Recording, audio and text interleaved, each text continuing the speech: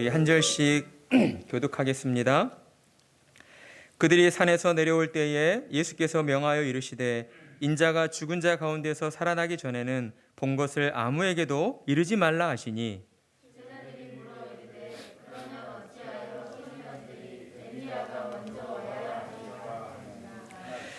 예수께서 대답하여 이르시되 엘리야가 과연 먼저 와서 모든 일을 회복하리라.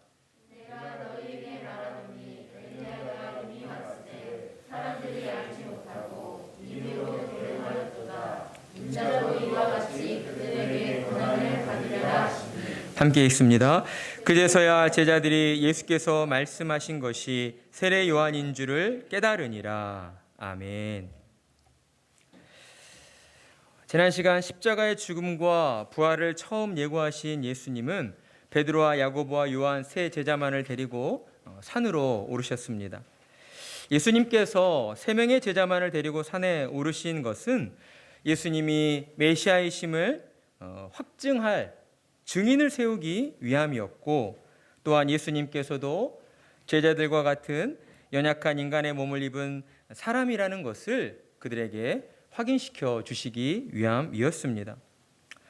여러분, 예수님은 신성을 지니신 하나님이십니다. 그러나 또한 우리와 똑같은 연약한 인간의 몸을 입으신 참 사람이시다라는 것이죠. 따라서 예수님께서도 십자가를 생각할 때에 그 마음에 괴로움과 두려움이 있었다라는 것입니다. 우리는 예수님께서 십자가로 인해 괴로워하는 모습을 마태복음 26장 38절과 39절의 말씀에서 확인하게 되는데, 예수님께서는 가룟 유다가 배신하여 잡히시기 전날 밤 제자들과 마지막 만찬을 하시고 겟세마네 동산으로 올라 기도하시기 전에 제자들에게 이렇게 말씀을 하셨습니다. 이에 말씀하시되 내 마음이 매우 고민하여 죽게 되었으니 너희는 여기 머물러 나와 함께 깨어 있으라 하시고, 십자가의 죽음을 눈앞에 두신 예수님의 마음은 이처럼 고민하여 죽게 될 정도였다라는 것이죠. 예수님께서도 십자가의 죽음이 두렵고 고통스러웠던 것입니다. 그래서 예수님은 성부 하나님께 십자가의 죽음을 피할 수만 있다면 피하게 해달라고 다음과 같이 기도하였습니다. 조금 나아가사 얼굴을 땅에 대시고 엎드려 기도하여 이르시되 내 아버지여, 만일 할만하시거든 이 잔을 내게서 지나가게 하옵소서. 그러나 나의 원대로 마시옵고 아버지의 원대로 하옵소서. 예수님께서는 정말 말로 다 할 수 없는 십자가의 고통과 괴로움에 짓눌려 계셨지만, 그러함에도 불구하고 그것이 하나님의 뜻이라면 자신의 원이 아니라 하나님의 원대로 이루어지기를 원합니다 라고 기도를 하였습니다. 하나님께서는 그러한 예수님의 마음을 누구보다 잘 알고 계셨던 것이죠. 그래서 하나님은 세 명의 제자들과 산에 올라 기도하실 때에 예수님을 하나님의 영광으로 덧입혀 주시고 거룩한 모습으로 그 모습을 변형시켜 주신 것입니다. 그리고 또한 율법의 대표자인 모세와 예언의 대표자인 엘리야 선지자를 보내어 마음 가운데에 힘들어하시고 괴로워하시는 예수님을 위로해 주시고 십자가의 길로 나아가는 예수님을 응원해 주셨다라는 것이죠. 또한 이 모습을 지켜본 제자들에게도 하나님께서는 구름 가운데 임재하셔서 예수님은 내 사랑하는 아들이요 내 기뻐하는 자이다 라고 친히 말씀해 주셨습니다. 그리고 이어지는 오늘 본문에서는 이제 예수님께서 세 명의 제자들과 함께 산에서 내려오시면서 서로 나누게 된 대화의 내용을 우리에게 보여주고 있습니다. 예수님과 함께 산에서 내려오는 세 명의 제자들의 마음은 아마도 극도로 흥분한 상태에 놓여 있었을 것입니다. 왜냐하면 그들이 방금 전에 하나님의 영광이 임재하신 장면을 직접 목격했기 때문인 것이죠. 그들은 영광스러운 모습으로 변형되신 예수님께서 다시 살아난 모세와 엘리야와 이야기 나누고 있는 것을 직접 보게 되었습니다. 그리고 또한 심지어 하나님의 음성을 그들은 친히 들었던 것이죠. 만약 우리에게도 이런 일이 생긴다면 우리는 어떻게 하게 될까요? 지금 이곳에 하나님이 임재하셔서 여러분의 귀에 하나님의 음성을 들려주신다면 여러분은 어떻게 행동하시겠습니까? 아마도 벅차오르는 감동을 주체하지 못해 갈팡질팡했을 것입니다. 내가 경험한 이 놀라운 경험을 빨리 전하고 싶은 마음에 당장이라도 뛰쳐나가고 싶은 그런 강한 충동을 느끼게 되었을 것이죠. 아마도 예수님과 함께 산에서 내려가고 있는 제자들의 마음이 그러했을 것입니다. 제자들은 그 마음의 감동이 식기 전에 빨리 가서 자신들을 기다리고 있는 다른 제자들에게도 이 소식을 전하고 싶었던 것이죠. 그러나 그때 예수님께서는 제자들의 마음에 찬물을 끼얹습니다. 뭐라고 하셨습니까? 예수께서 명하여 이르시되 인자가 죽은 자 가운데서 살아나기 전에는 본 것을 아무에게도 알리지 말라라고 명령하신 겁니다. 아니 이게 무슨 말도 안 되는 소리일까요? 제자들로서는 도무지 이해할 수가 없었던 것이죠. 왜냐하면 제자들이 산에서 경험한 그 경험들은 누가 보아도 예수님께서 메시아가 맞고 하나님의 아들이 맞다는 사실을 그들에게 확증해 주고 있었기 때문이었습니다. 그런데 예수님께서는 이전에도 이와 비슷한 명령들을 내리신 적이 있었던 것이죠. 마태복음 9장을 보면 예수님은 앞을 보지 못하는 맹인의 눈을 뜨게 하신 후에 이를 아무에게도 알리지 말라고 하셨습니다. 그리고 바로 얼마 전에도 너희는 나를 누구라 하느냐는 질문에 베드로가 예수님은 그리스도시요 하나님의 아들이십니다 라고 고백했을 때에 예수님은 제자들에게 자기가 그리스도인 것을 아무에게도 이르지 말라라고 말씀하셨습니다. 따라서 이러한 상황들을 종합해 볼 때에 예수님이 제자들에게 아무에게도 알리지 말라라고 하신 것은 먼저는 예수님이 사람들에게 기적을 일으키는 분으로서만 그렇게 선전되어지는 것을 원치 않으셨기 때문이다라는 것입니다. 그러나 우리가 함께 읽은 오늘 본문에는 예수님이 아무에게도 알리지 말라 하신 것이 이전의 다른 상황들과는 조금 특별한 점이 있다는 것이죠. 그것은 예수님께서 아무에게도 알리지 말라 하시면서 인자가 죽은 자 가운데서 살아나기 전에라고 하는 어떠한 한시적인 조건을 붙여주셨기 때문입니다. 여기에는 예수님이 의도하신 중요한 두 가지 이유가 있습니다. 하나는 하나님의 구속사가 이루어질 때까지 사탄에게 어떠한 약점도 보이지 않겠다는 이유 때문이었습니다. 예수님께서는 십자가의 길로 나아가는 것이 분명 인간된 마음으로 괴로우시고 힘드셨지만 하나님이 맡기신 사명을 온전히 이루어내기 위해서 그 일에만 집중하기를 원하셨습니다. 그러나 십자가의 죽음과 부활을 온전히 깨닫지 못한 제자들이었기에 베드로와 야고보와 요한이 자신들이 산에서 경험한 것을 이야기하게 된다면 아마도 제자들은 더 큰 혼란에 빠지게 되었을 것입니다. 그리고 사탄은 혼란스러워하는 제자들의 틈을 파고들어서 제자들을 시험하여 예수님의 사역을 방해하도록 만들 것이 분명했기 때문이었다라는 것이죠. 따라서 예수님께서는 아직 영적으로 성숙하지 못한, 영적으로 미성숙한 제자들의 그 혼란을 막고 사탄의 시험을 원천봉쇄하기 위해서 베드로와 야고보와 요한에게 한시적인 침묵을 명령하셨다라는 것입니다. 그리고 또 한 가지의 이유는 제자들 때문이었습니다. 예수님은 제자들이 훗날 십자가에서 죽임당하신 예수님의 그 모습을 보고 그들의 믿음이 흔들리거나 약해지는 것을 원치 않으셨기 때문입니다. 제자들은 예수님이 짊어지셔야 할 십자가의 무게를 전혀 인식하지 못하고 있었던 것이죠. 그렇기에 그런 제자들에게 산에서 예수님께서 영광스러운 모습으로 변형되시고 모세와 엘리야를 만나 대화를 나누시고 또한 하나님께서 이 사실을 베드로와 야고보와 요한에게 친히 내 사랑하는 아들이라고 말씀하셨다는 것을 전하게 되었을 때에 이를 들은 제자들은 어떤 생각을 하게 되었을까?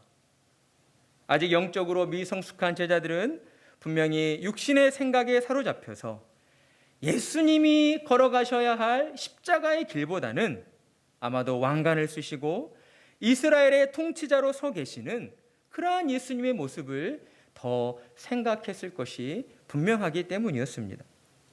그러니까 한마디로 이런 것이었죠.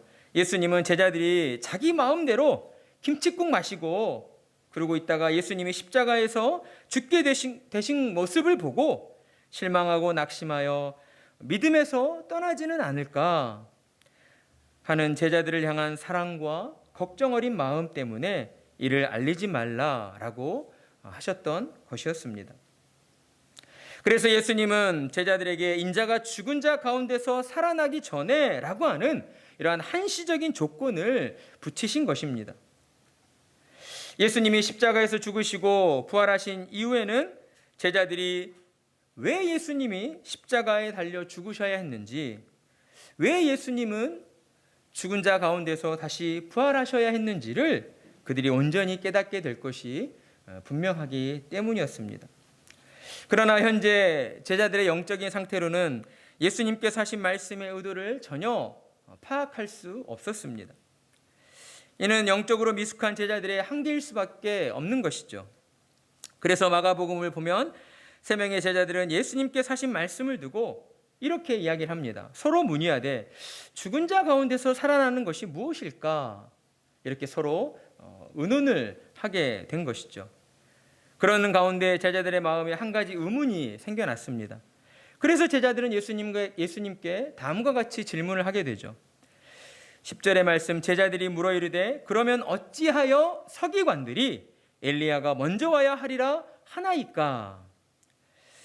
제자들이 이렇게 질문한 것은 말라기 4장 5절에 나와 있는 보라 여호와의 크고 두려운 날이 이르기 전에 내가 선지자 엘리야를 너희에게 보내리니 이 말씀을 근거로 해서 메시아가 오기 전 엘리야가 먼저 올 것이라는 그러한 유대인들의 전승에 관한 것이었습니다.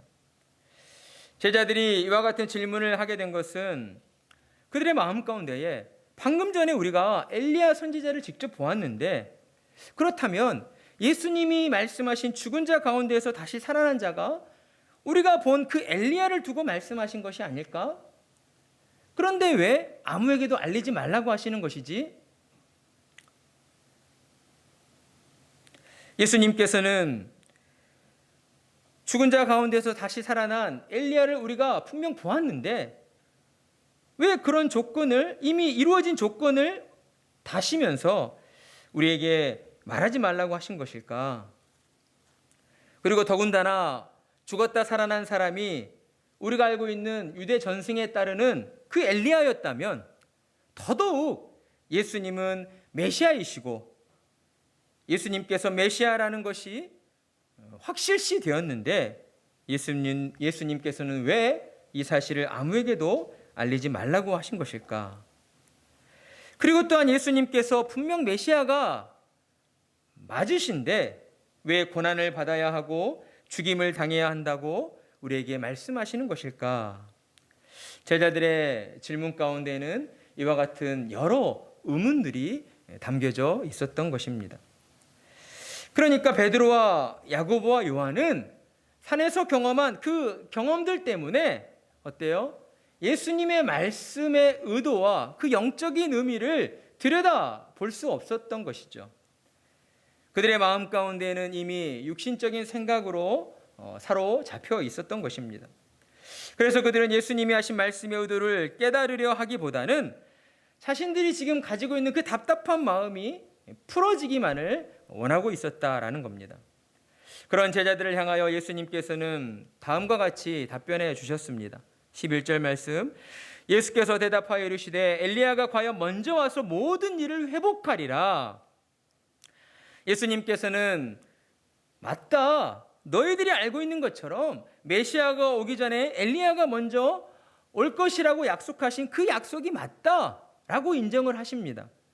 그러나 유대인들이 이 약속의 의미를 제대로 이해하지 못하고 오해하고 있었다라고 하시면서 그들의 오해를 깨우쳐 주시기 시작하는 것이죠. 당시 제자들과 유대인들은 말라기 선지자가 예언한 그 말씀을 문자적으로만 이해하고 받아들였습니다. 그래서 그들은 구약시대의 엘리야 선지자가 메시아가 오기 전에 다시 부활하여서 살아나서 우리에게 찾아올 것이다 라는 그 믿음을 가지고 있었다는 것이죠.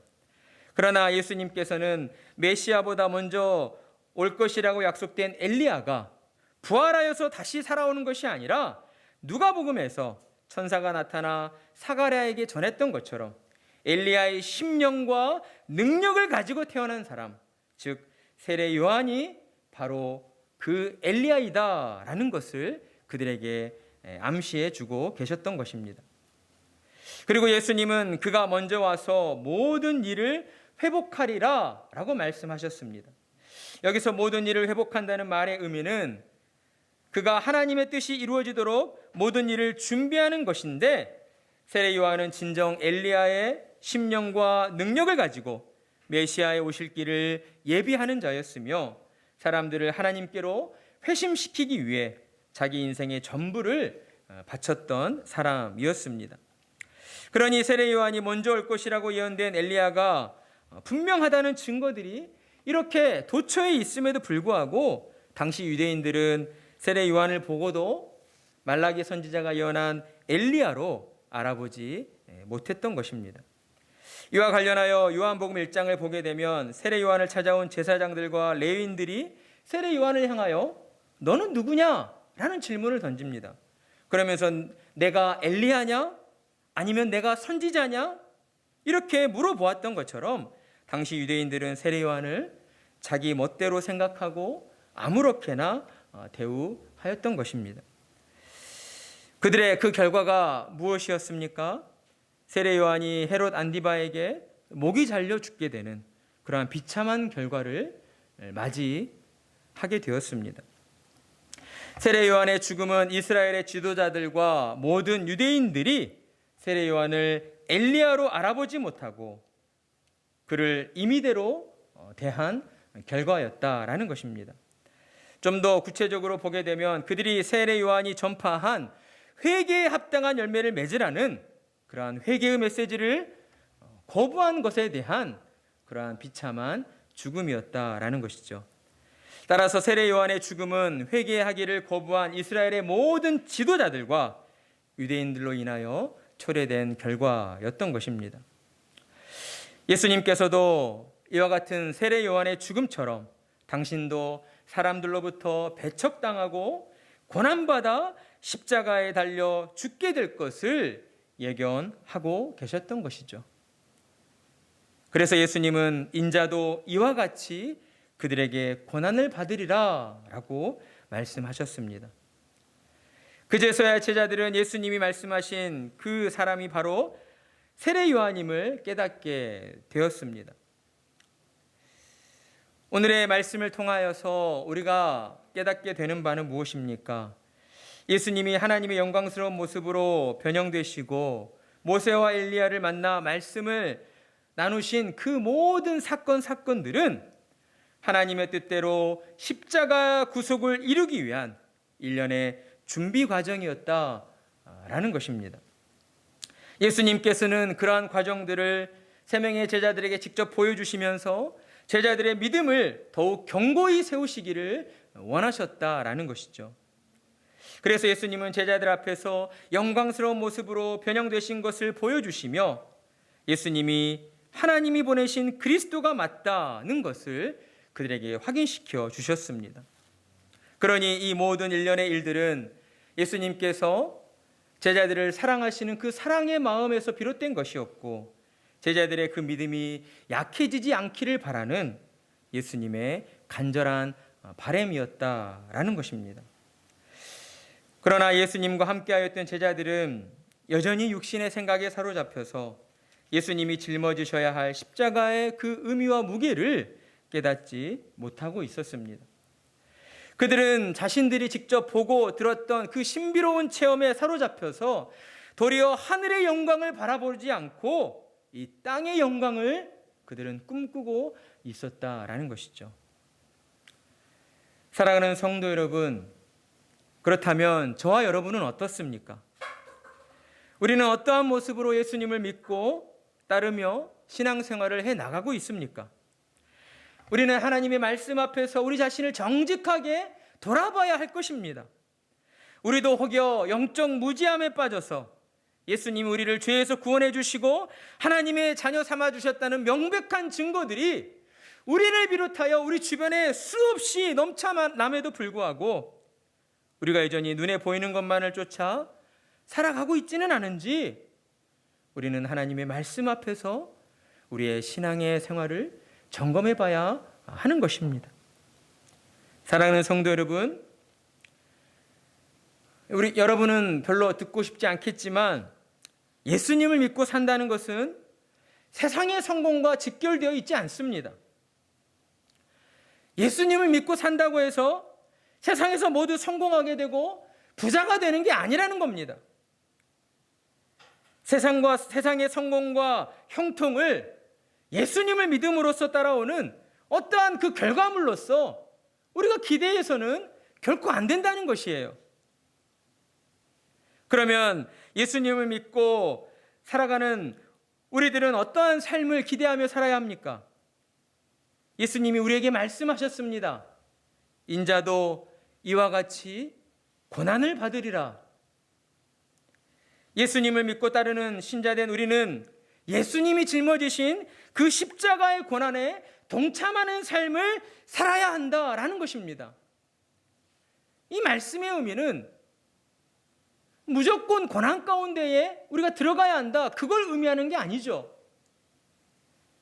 예수님이 짊어지신 십자가, 하나님의 영광을 위하여서 이 세상 모든 죄인들을 구원하시기 위하여서 예수님이 희생하심으로 짊어지신 그 십자가의 고난, 그로 말미암아 세워진 이 땅의 교회를 위하여 우리 또한 마땅히 주님의 고난에 동참해야 한다라는 것입니다.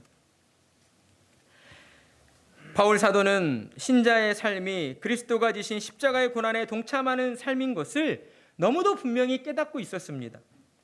골로새서 1장 24절을 보면 나는 이제 너희를 위하여 받는 괴로움을 기뻐하고 그리스도의 남은 고난을 그의 몸된 교회를 위하여 내 육체에 채우노라. 사랑하는 성도 여러분, 그러니 예수님을 믿고 따른다 하는 우리는 주님이 걸어가신 십자가의 길을 따라가야 합니다. 날마다 자기를 부인하고 자기 십자가를 지고 주님의 뒷모습을 바라보며 하나님의 영광을 위하여 오직 예수님만 믿는 그 믿음으로 나아가야 하는 것입니다. 오직 믿음으로 나아갈 때에 우리의 믿음의 여정 끝에 우리 주님이 서 계실 것입니다.